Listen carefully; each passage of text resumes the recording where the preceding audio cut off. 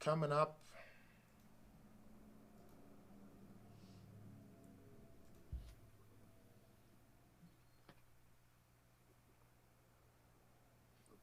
Did you hit The go delay live? freaks me out. I did.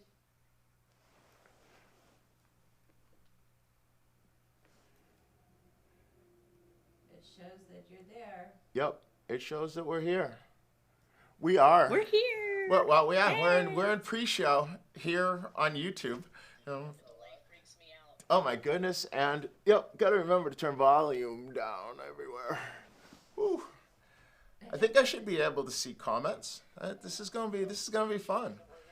Oh, cool. Oh, Yay. we're still up to live. Get down. There we go. All the way down. Yay. Okay. Oh, but I look like Much I'm looking better. the other way. I gotta look at you. Look at me. I'm here. Yay, look at us. If you're watching, and this is your first time, we're in pre-show. We're trying to make sure that we have all the bells and whistles straight. We got about 3 minutes till we're on the air, so you're getting to witness a little bit of the behind the scenes. So it's, I'm talking to Lisa, who's the guest for today, and we also have our producer, Kim, who has a microphone. I'm not sure if we can hear her or not. She might have muted herself. I didn't mute myself. Lisa's in California and Dewey's in Austin, Texas. So, the beauty of technology. So this is Love going to it. be fun.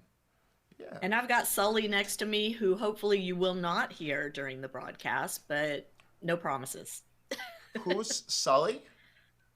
Oh, let me see if I can. Let's see. Can you see him? Ah, Uh, Say hi, Sully. My trusty companion there. So, oops, I just messed that up. Here we go. All right. So hopefully he'll behave, and hopefully no garbage trucks will drive by, and we'll be all good. good. Well, we are got about minute and something seconds till we are Okay. live with the topic of the day. Um,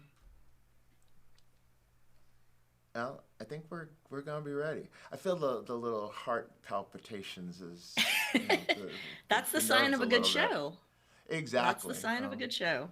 I'm a You gotta have the Bostonian. nerves. I'm a Yeah? Bostonian, and one of the sports legends of Boston was a guy by the name of Bill Russell. And as the legend goes, as he wrote it in his book, Russell Rules, he used to throw up before every Boston Celtics Oh, game. And one day he misery. didn't throw up. And the coach, who was also a legend, Red Auerbach, told him, Russell, get back in the locker room and throw up. Um, which probably That's a worked, little that. disgusting, but okay. Yeah, if people think Michael Jordan was good with 6 NBA titles, Bill Russell had 11, as well as two Yeah. Olympic gold medals, and also won the NCAAs at University of San Francisco. So he is a pretty good basketball player. Yeah, I would say. less than a minute. So, all right, well, we have less than a minute to go, so I think we are going to put up the graphic and take a couple deep breaths. Get ready Look at to go. us. All right. We'll be back in just a second. It's good to go.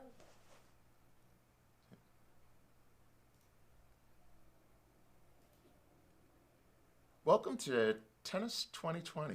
We haven't done this in a long time. We started this channel a couple of years ago when I was on a little place that I was transitioning out of tennis and looking to do more video type things and wanting to share some information with other people. So I created this channel as a way to share all of the knowledge that I've acquired over a 30-year career in the sport. And then all of a sudden I was out of the sport. And so the channel kind of went into hiatus, but I am back full speed. Channel's coming back to life. You will see content, live content like this, where I'll be talking to other people within the industry where they can share their information. with you. And we'll also be looking at different technologies and reviewing some gear type of things. And producing content on instruction. You're going to see a lot of instructional content, so helping people who are searching the internet for really good content. And we're also going to be a place that we kind of vet some content. Today, if you're watching the pre-show, you already know, so there's not a lot. I can probably pull the curtain back pretty quick.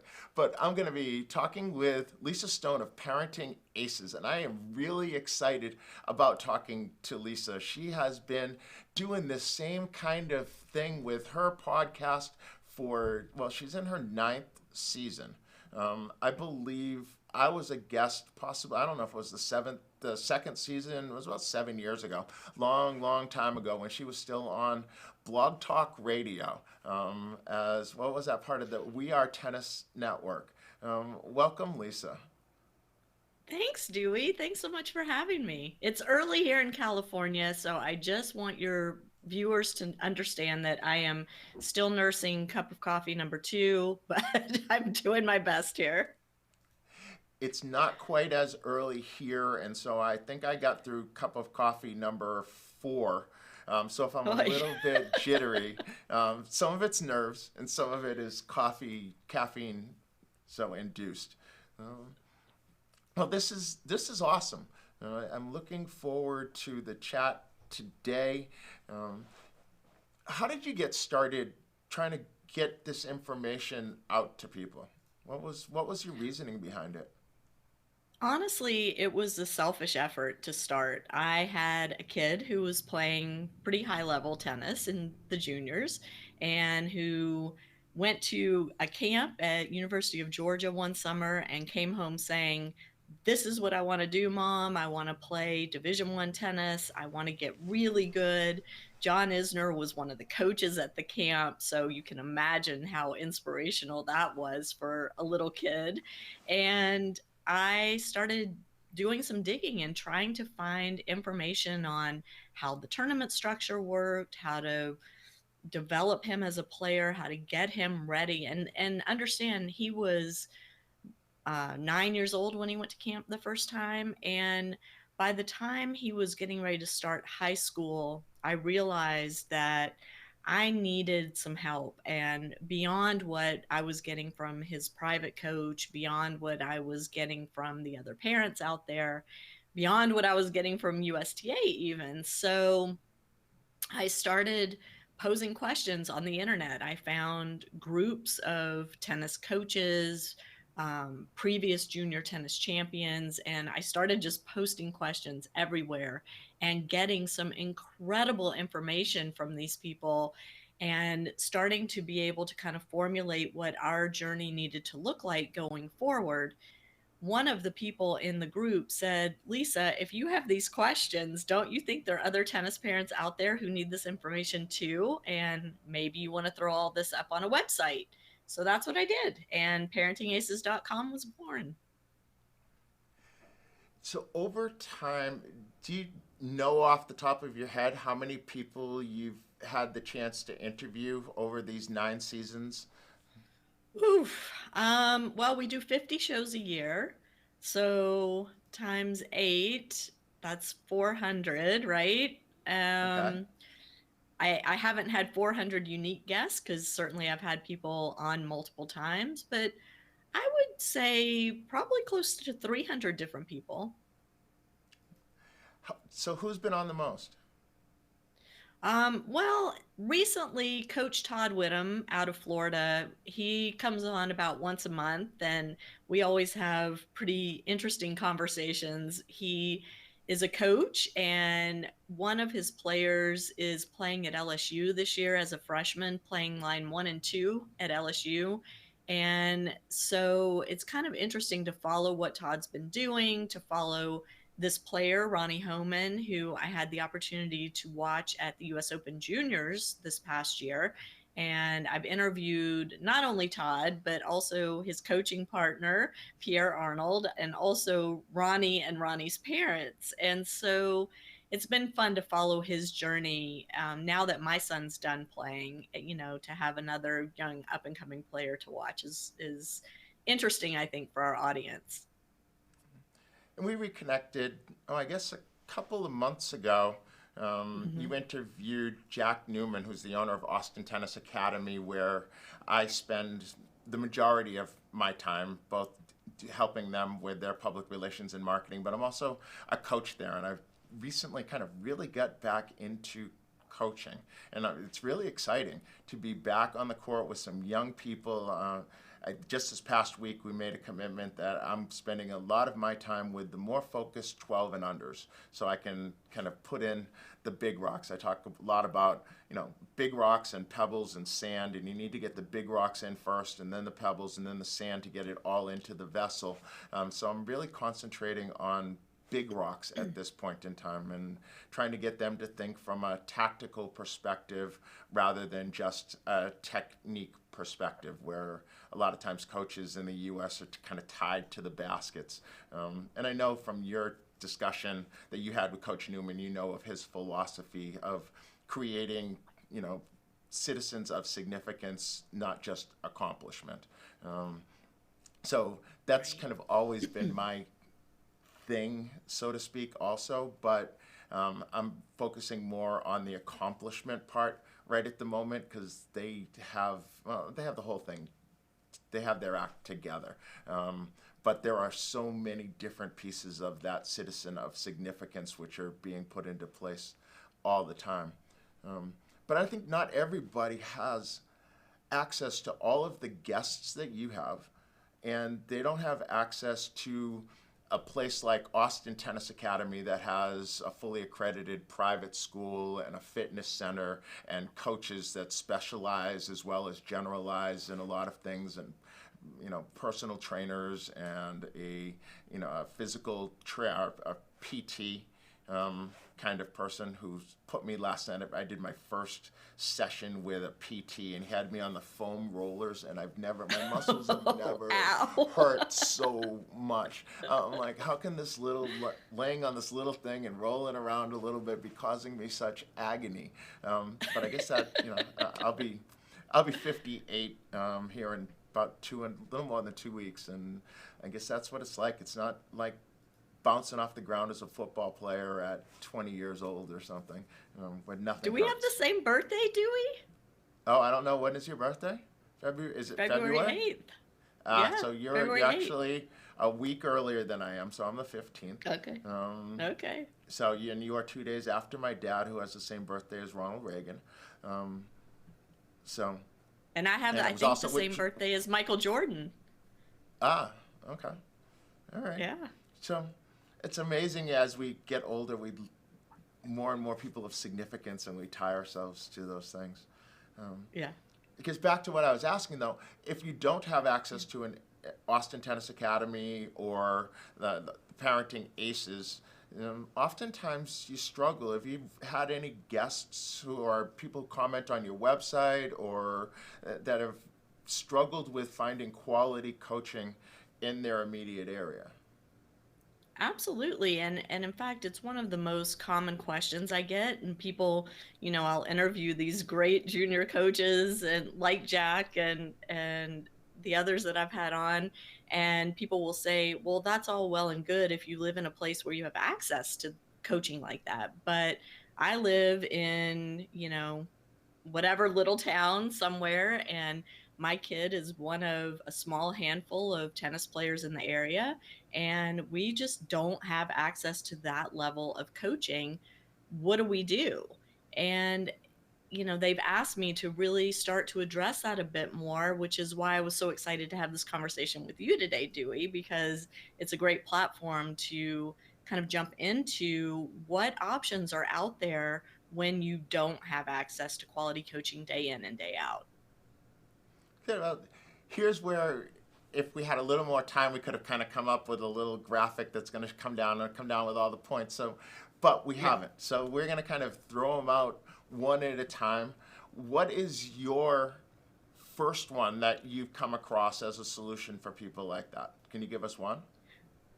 Yeah, I mean, the internet's a great resource. However, big caveat with that, because there are a lot of snake oil salesmen out there, and anybody with a computer connection, a computer and an internet connection, can put content out there, and it's not necessarily quality content. So I would say the first step, and I know coaches really, for the most part, want parents to kind of stay in their lane, but quite honestly, parents have got to be the manager of their child's junior development. And that means educating yourself as a parent on what constitutes quality coaching.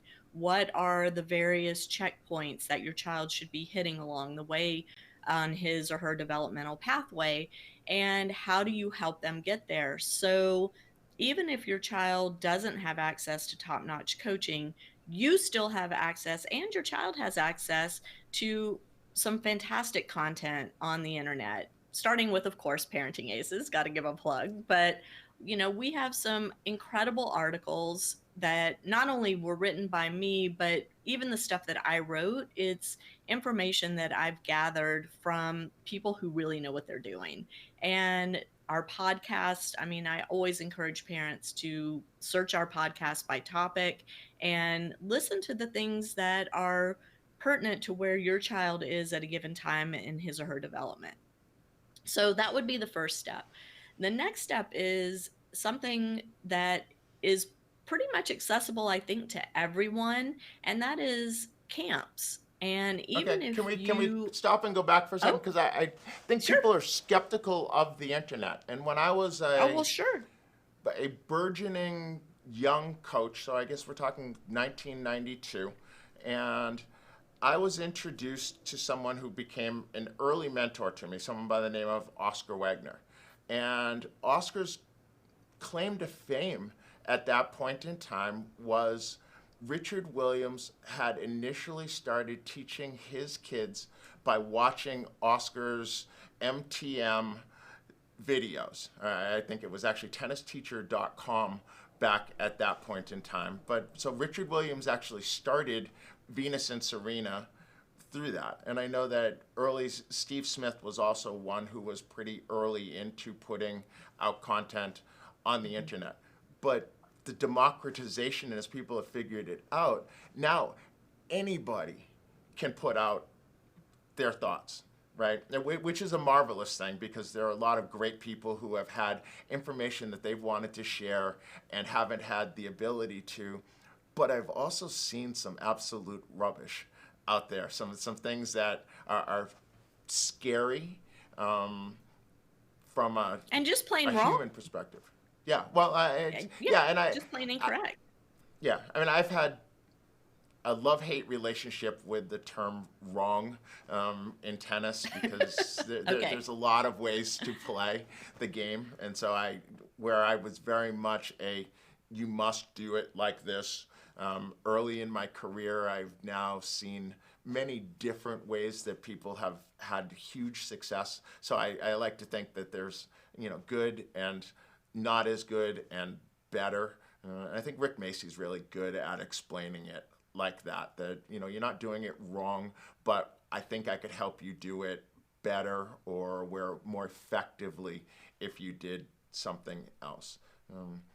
But vetting that content is really hard because I think if I were to just Google or YouTube somebody forehands, professional forehands, and Hmm. there's more different ideas on how someone should hit a forehand and people analyzing the exact same forehand. So taking Roger Federer's forehand, it's probably the most analyzed forehand in the world, and instead of putting out what it actually is, everybody wants to put their own spin on it. Like, yeah, oh, here's how you're going to get the best Roger Federer forehand.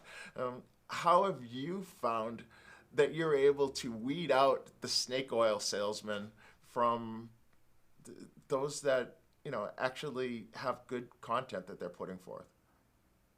Well, I think part of it is talking to other coaches and having them say, I rely on this website, this has great content. I've learned a lot from this particular coach. And then using those recommendations to make recommendations of my own. So, for example, I've had a relationship with Jorge Capistani for a long time, and Jorge puts out some incredibly helpful video online and makes it available. And he's one that I trust and one that I have all the faith in the world in recommending to parents because he breaks things down very simply. He is very clear in his instruction, and he actually includes point play so that the things that he's trying to teach are right there in video live for you to watch, and so it's real. I mean, I'm not a coach. I'm a parent. I grew up playing the game. I wasn't that good. I was okay. But I'm not qualified to say this person's a great coach, that person's a terrible coach, whatever. That's not where where my background is or where my expertise is, but I am good at seeking out opinions from people I trust and then sharing those with other people. And I like Jorge's content. I think he uses his wife a lot as the demonstrator, so he doesn't And his take daughter. and his daughter. Yes, Yeah. I haven't watched much in a while, but I constantly get ideas from other people, and then I kind of vet those ideas through trying to apply them to myself and figuring out what I believe are the keys to it, and then how do you put your own spin on it as you present it to somebody else. Hmm. Um, so you started going into another one, but I am going to I'm going to throw one out myself. And that is something that we do at the Austin Tennis Academy, which is we have a program where people come in for a week, a month. And these tend to be people who are a little bit more well heeled. Some of them have private coaches back where they are. Oftentimes, they're people who have already had a relationship with Jack or another person who's there. And so they come in for a week, a month, and they train, and then information is sent back to the coach, either in video content or just some notes of what was worked on during that time, some keys that might be able to be focused on by the primary coach back at the home location when the player goes back. And that seems to have worked really well for people who don't want to be away from home all the time at a stay away kind of program, and who's might just have that one single coach, and so maybe it always isn't that they don't have good coaching, but they don't have the variety of voices, and so in order to keep the voices fresh, they send them. And at other times, it's just for a greater variety of players to be able to train with. And so that's a program that has worked extremely well for the players that come in and do it. Right. So And I and think that's that leads exactly into what I was yours. going to recommend. Yeah, I mean, I was going to recommend that because actually my son was one of the kids that came and trained at ATA for a week when he was in juniors. It was the year that Austin hosted Davis Cup, and so we were there for Davis Uh, Cup. And you guys, well, I think it was before your time there, but Jack was certainly there and invited my son to come in and train and hit with the boys and girls there. Sorry, I'm adjusting here because the sun is yes, coming sun's up. moving around. It's moving around. Um, but that also leads me into other camps, whether it's a spring break camp or a winter break camp or a summer camp, where your child can go for a week or a month or however long you can afford money wise and time wise to send them and get that instruction. And as you mentioned, Dewey, get that variety of voices and the variety of hitting partners. And sometimes that's as much of a challenge as the coaching is that there may not be enough different people for your child to train with on a daily basis. And so to be able to go somewhere where there's a critical mass of kids at a same or near same level for your child to train with is fantastic. And from a financial standpoint, of course, you're not making that huge investment of a full-time academy or a full-time coach, but rather just taking a chunk of time that works for your family and hopefully a bit of money that works for your family. Because listen, I we all know how expensive this sport is, and It there's no way certainly is. around it. I mean, it costs money to get good at tennis, and no number of public parks and all of that is going to change the fact that tennis involves travel, tennis involves equipment, and so we have to acknowledge the elephant in the room, which is the cost of the sport. So that said, if your family has made that commitment to helping your child develop to his or her highest potential, then trying to find some workarounds like taking advantage of ATA's offer of coming in for a week, or and there's certainly other coaches and other academies Hmm. and programs around the country and even around the world that offer those short-term coaching opportunities. Exactly. So maybe there's a place in between. So in between just watching YouTube videos and taking the expense to travel to some place where you're having to stay. So obviously, if we're traveling away, because they're not local, right? We've already established that. Right. So you have to travel to them. So there's an expense associated with that. I think there also is an opportunity. I shouldn't say I think, I know for a fact that there's an opportunity to work remotely with a coach or a Yeah. program someplace else where through the use of technology, the internet, you can video your player. You can send that information to a coach. They can analyze it. They can come up with some suggestions, create a video which they send back, where they actually demonstrating the things that they've seen. Maybe they take and they analyze using Dartfish or some other tool, the video that you send, Mm-hmm. and provide a couple of drills and things to look for, and so to get you to understand what the differences are between something that is actually technical and something which is stylistic.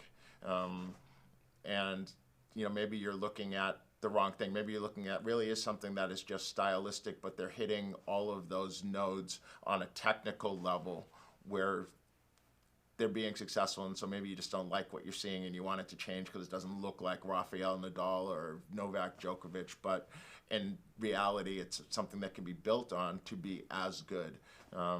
Or maybe it kind of looks the same, but the point of contacts are a little bit late, or I could get its technical flexion of wrist and things like that. Um, so working and sending that information off where the coach on the other end can look at it in their own time so that you're not requiring a specific block of time, and they can provide you good information. Has anybody ever kind of thrown that one out there in your discussions? Sure.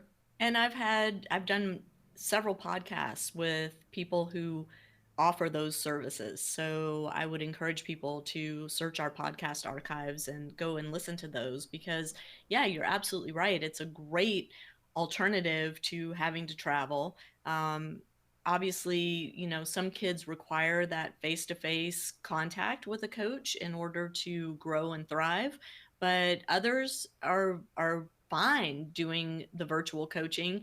And I I think they're so used to doing everything on their phone, and even with gaming now, and I mean, I remember my son sitting in his room and I would hear voices and I'm like, what is going on? I know he's in there by himself and he's playing Xbox virtually with all these people and having these full on conversations. So our kids are certainly used to that technology and using it to their advantage. One other thing I want to throw out too, though, Dewey, is I'm a huge fan of college tennis. I'm a huge proponent of college tennis.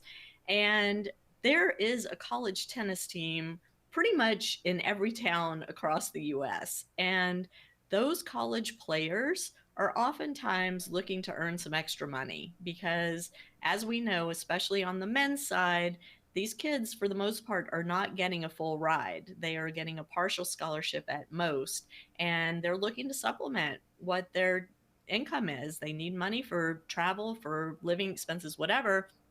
and oftentimes are more than happy to coach up and coming juniors in the area for a very reasonable fee. So even though they're not maybe affiliated with a club or a park or an academy, these college players are able, especially in the summer, to work with your child and offer some great instruction, some great hitting opportunities, and even more importantly, in my mind, inspiration for these kids to pursue college tennis on their own. So I think that's a great option. How would you go about approaching a local college player? I mean, would you just go up to one of their practices, or would you try to reach out to the coach and ask if there's a player that's looking to make a little extra money, or what's the best process for going about that? Well, first, I think it's becoming a fan of the team, right? And supporting the team by going out and watching the matches. So I think once you're there and you get to know the players and see how they behave on the court, see how they perform, then you can identify a player that might be a good fit for your child. And I think that's step one. You want to see them in competition, you want to become a fan, and that way you have a point to open conversation with them. And then once you've identified a player or two or three that might be a good fit for your kid, then I think, yes, approaching the coach and saying, look, we live 15 miles away. We're looking for some coaching for our child. Are any of your players, specifically player A, B, and C, who we've identified that might be a great fit, would they be interested in earning a little extra money and working with my child? Well, I think if we can get over that initial fear of rejection, which is always whenever we ask somebody for help with something, what if they say Yeah, no? And we have to get to that place where you say, well, I guess I won't be at the same place I was if I hadn't asked. So it's all good. true. I know. And Yep. there's typically more than one college team in the area. So if one team doesn't have someone or isn't willing to help out, then, find the other one. I mean, if you look on a map and draw a circle within a radius that you're willing to drive, I guarantee you're going to hit more than one college team out there, whether it's Division 1, 2, 3, NAIA, junior college, there is a team in your area for sure. So do you think it's more important to find a single coach or program to work with, or is it okay to kind of bounce around a little bit? And so, we're going to travel a couple weekends a month, and we know there's one program that we travel to each month, but the other weekend we spend trying out different places. What are your thoughts on that? I have mixed feelings about it. I think it's really important for developing players to have a relationship with a coach or a team of coaches. And if you are traveling to a variety of locations each month, if those coaches are in really close communication with one another so that there aren't a bunch of different voices coming into your child's ear all the time, because we know kids can process, but if there's too much stuff coming at them, then it's just chaos, right? And then it's not benefiting anyone. So I think the communication piece is the key to all of this. And I think honesty with each of the coaches is also key. So the parents, don't sneak around and travel here, there, and the other place and not tell your home base coach that you're doing this. I think having that conversation up front with your home base coach and saying, we want to supplement what our child is getting from you. We've identified coaching in this area or this virtual opportunity, and we're going to test it out with the understanding that everything that happens is going to funnel back to you so that you can use it and continue to help our child work on the things that he or she learns from these other coaches. And again, communication, communication, communication. Yeah, I hammer this point home all the time, but I think if you want to maintain that positive relationship with your child's primary coach, you've got to be upfront and honest. But it's hard because there's a fear factor, right? And Sure. as a young coach, I certainly experienced it of someone's going someplace else, and I'm fearful of what they're going to do, and are they going to leave? And I would know when they had gone someplace. They'd come back after a long weekend, and it's Tuesday or Wednesday, and we have a private lesson, and it's just their backhand is entirely different, where it's obvious didn't just fall apart over the weekend. They are Yeah. actively trying to do something else. And it's like, Yeah. okay, so where did you go, and why didn't you tell me? Right. And that actually ends up being the place where the relationship starts deteriorating and spiraling downhill, because now constantly looking at every little thing that's different, and is the person trying to go somewhere else. As I've And matured that's as a why I coach. said, well, that's Yep. why I said the communication piece has to be, first and foremost in this. You can't sneak around behind your coach's back. You've got to be upfront and honest with them and say, we're going to try this and we're not leaving you. This is not, a step out the door. It's a way to help our child reach his or her goals. And we want to continue to work with you, and we're going to supplement with some other options because the opportunities here are limited in terms of maybe how many other kids there are working with that coach, how many opportunities there are to play practice sets, and all of that.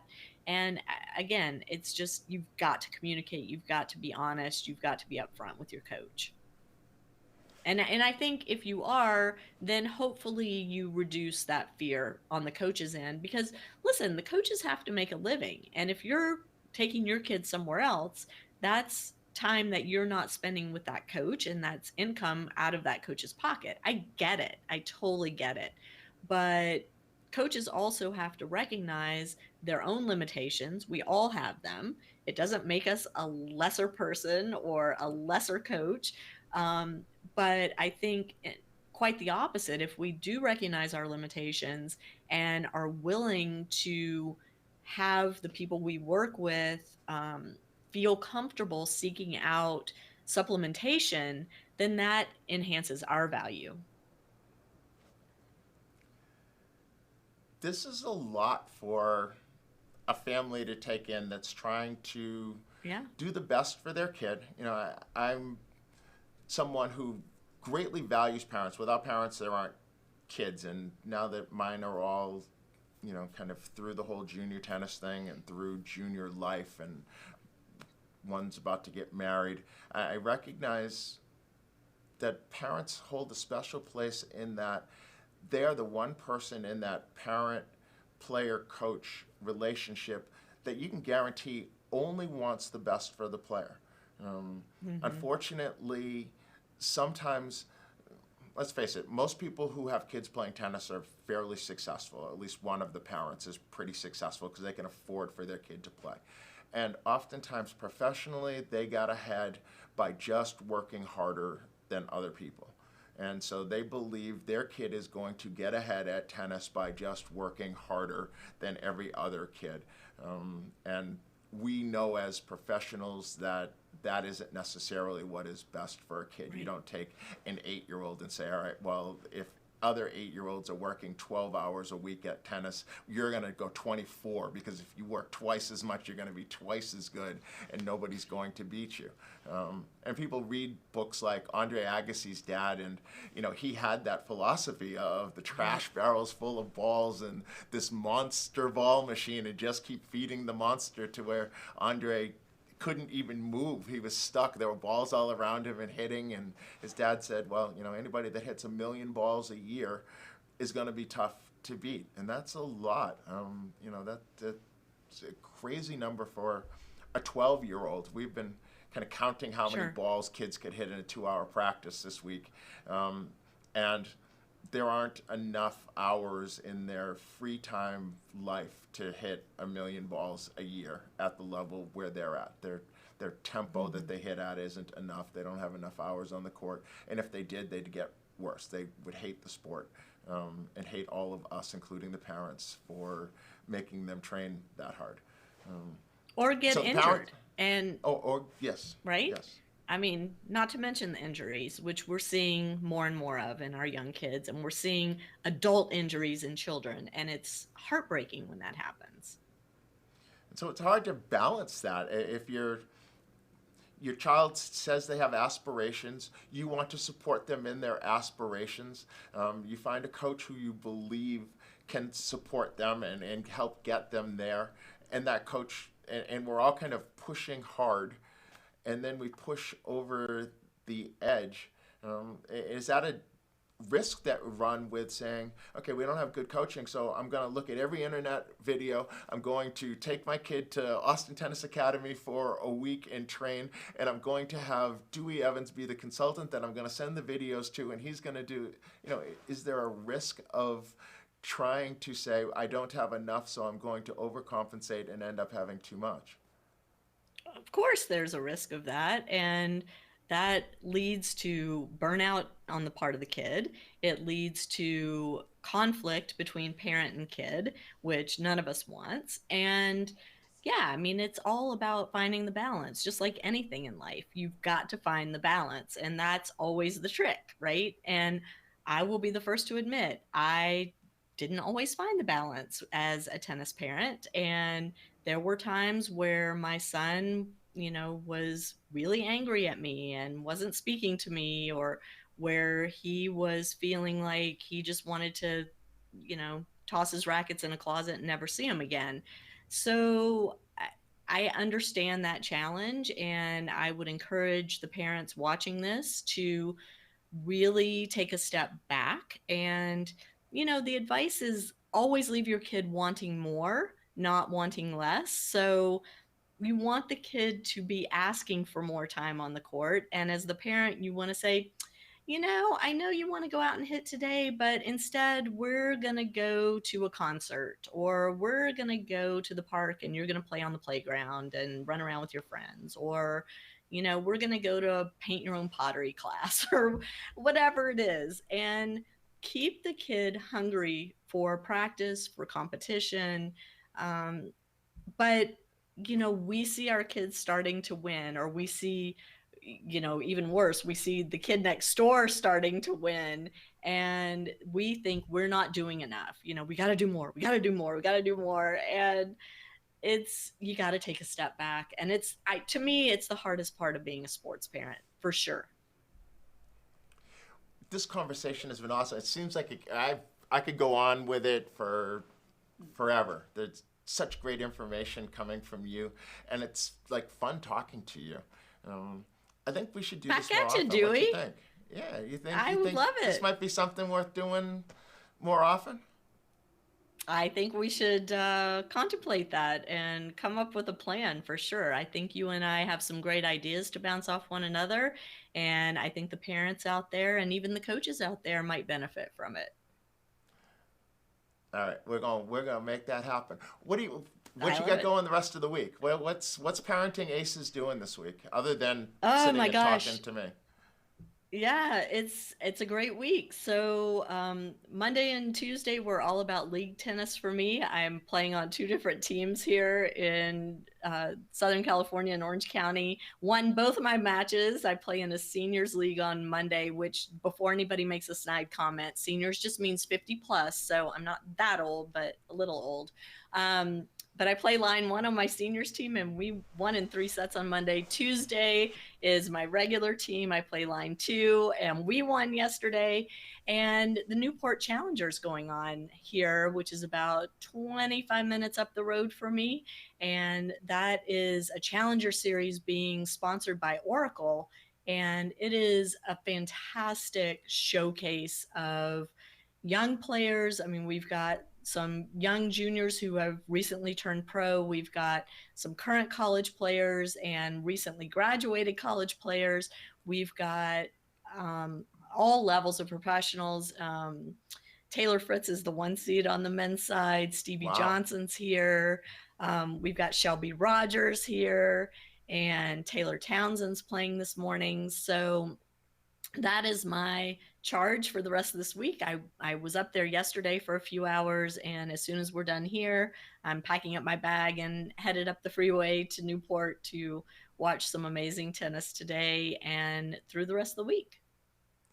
Well, I hope you have an amazing week. Our week's pretty busy. We have regular, everyday programming that goes on every day. I could tell you about my video world and everything else, and it's pretty busy. This weekend, we're going to, Texas has something called an excellence tournament. They have it twice a year. And so I'm headed to Corpus Christi with 12 and unders and 16 and unders. Austin Tennis Academy is actually hosting the 14 and unders and 18 and unders. But the Excellence Tournament's a little different than the others. It's the highest level, and I know you've learned a little bit about how Texas tennis is different with the Super Champs and Champs and and down to lower levels. And this is a Super Champs, so the highest level, and they are draws of 16. So the girls 16s might have 4 different 16 and under draws where they're set based on the highest rated group is here and then the next down, and it's a compass draw, so everybody's guaranteed 4 matches. So it's going to be a good long weekend. Everybody's going to play lots of tennis. I'm hoping I'm not one of those people that is afflicted by somebody who loses 4 matches, because that becomes a really long weekend. But there's always a chance for somebody to, water seeks its own level. And once you get all the way down, you learn a lot of stuff, and it's going to set up the training block that will follow it. So I'm excited. It's going to be another 4-hour car ride. Nothing's close in Texas. So Houston's 4 hours, Corpus Christi's 4 hours, Texas is huge. Dallas is 4 hours. Yeah, so never leaving the state. I believe it's 12 hours corner to corner car ride. So I'll just tell you, I drove across it when I made the move out here. So yes, it is very, very big. And oh my goodness, yeah, it takes a long time to get from A to B. Yeah, because I think you start at like exit, because when you're coming from the east, I believe you're starting at the highest numbered exit and go down. So you start at like exit 700 and something, which is like, okay, I have 700 miles to go across this. Yeah. It's a not little a lot brutal. to see. Yeah, it's not Right. not a pretty ride, especially once you get to West Texas. Sorry, Texas.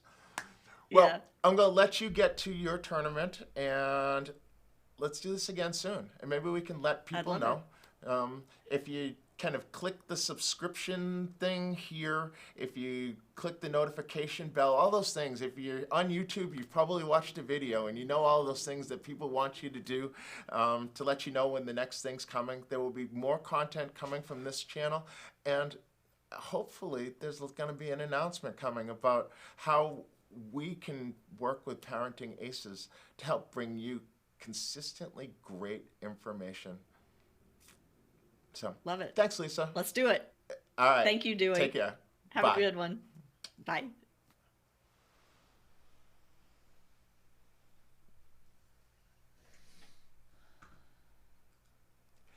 I think we're in post show now. I'm not sure if we've actually hit the. I ended it. Oh, I don't have to. It says that I can not yet. You ended the stream? Nope, there we are. Ah, You're still there. But you're still live. we're still live? Well, just hit stream. We're in post show, and we're working through some of these things. It's usually me back there doing all of the punching and everything. So we stop stream? I stopped going live. Okay. Are you sure you want to end your stream? And you're telling me yes. Yes.